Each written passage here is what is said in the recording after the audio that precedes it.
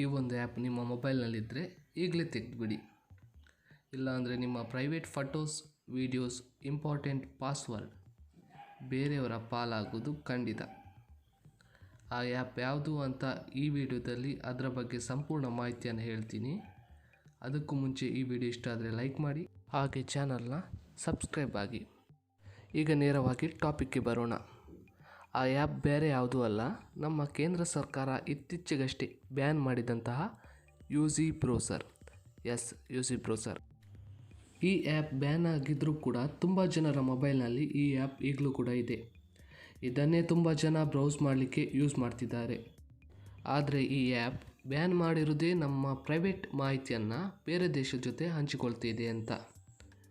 ಆದರೆ ಅದನ್ನು UC browser ಈಗ ನಿಜವಾಗ್ಲೂ ಮಾಡ್ತಿದೆ. ನಿಮ್ಮ ಮೊಬೈಲ್ನಲ್ಲಿ ಯುಸಿ ಬ್ರೌಸರ್ ಇದ್ದರೆ ನಿಮ್ಮ ಮೊಬೈಲ್ನಲ್ಲಿರುವ ಫ್ಯಾಮಿಲಿ ಫೋಟೋ, ವಿಡಿಯೋ, ಅಕ್ಕ ತಂಗಿಯರ ಫೋಟೋ, ನಿಮ್ಮ ತೀರಾ ಪರ್ಸ್ನಲ್ ಫೋಟೋ ಒಂದು ದಿನ ಬೇರೆಯವರ ಪಾಲಾಗೋದು ಗ್ಯಾರಂಟಿ. ಈ ಆ್ಯಪ್ ಈಗ ಮಾಡ್ತಿರುವ ಕೆಲಸನೇ ಇದು. ಅದು ಅಲ್ಲದೆ ನಿಮ್ಮ ಕ್ಯಾಮರಾನ ಇದು ಯಾವಾಗ ಬೇಕೋ ಆವಾಗ ಆನ್ ಮಾಡಿಕೊಳ್ಳುತ್ತೆ. ಅಂದರೆ ನೀವು ಬಾತ್ರೂಮ್ನಲ್ಲಿ ಮೊಬೈಲ್ ಯೂಸ್ ಮಾಡ್ತಾಯಿದ್ರೆ ನಿಮ್ಮ ಕ್ಯಾಮ್ರಾ ನಿಮಗೂ ಗೊತ್ತಿಲ್ಲದೆ ಬ್ಯಾಕ್ಗ್ರೌಂಡಲ್ಲಿ ರನ್ ಆಗ್ತಾ ಇರುತ್ತೆ. ನಿಮಗೂ ಗೊತ್ತಾಗಲ್ಲ ಕ್ಯಾಮರಾ ಬ್ಯಾಕ್ಗ್ರೌಂಡಲ್ಲಿ ಆನ್ ಆಗಿರೋದು. ನಿಮ್ಮ ಪರ್ಸ್ನಲ್ ವೀಡಿಯೋ ಯಾರ್ಯಾರ ಕೈ ಸೇರ್ಬೋದು.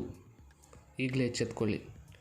ನಿಮಗೂ ಡೌಟ್ ಇದ್ದರೆ ನಿಮ್ಮ ಸೆಟ್ಟಿಂಗ್ಸ್ಗೆ ಹೋಗಿ, ಆ್ಯಪ್ ಮ್ಯಾನೇಜರ್ಗೆ ಹೋಗಿ, ಯುಸಿ ಬ್ರೌಸರ್ನಲ್ಲಿ ಕ್ಲಿಕ್ ಮಾಡಿ ಅಲ್ಲಿ ಪರ್ಮಿಷನನ್ನು ಚೆಕ್ ಮಾಡ್ಕೊಳ್ಳಿ.